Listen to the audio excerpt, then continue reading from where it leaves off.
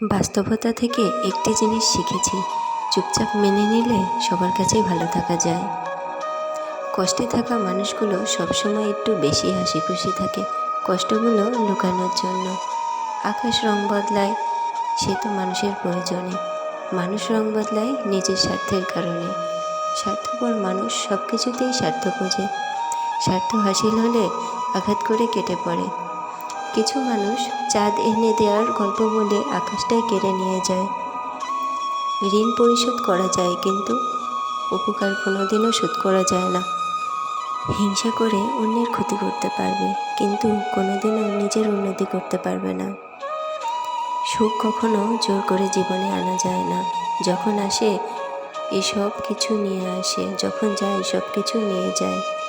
পুরুষের ব্যক্তিত্ব তার কথায়, আর নারীর ব্যক্তিত্ব তার আচরণে।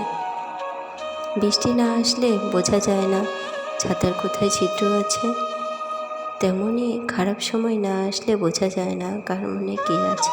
শেখার মধ্যেও পার্থক্য আছে। বই থেকে শিক্ষা গ্রহণ করলে ঘুম চলে আসে, জীবন থেকে শিক্ষা গ্রহণ করলে ঘুম উড়ে যায়।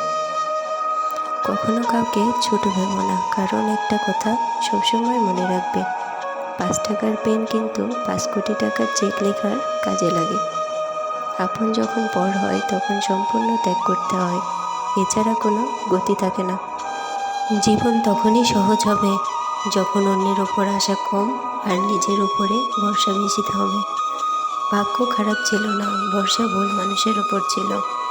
এটাই বোধ হয় আমার জীবনের সবচেয়ে বড় ভুল, কাউকে অল্পতেই বিশ্বাস করে সহজেই আপন করে নেয়।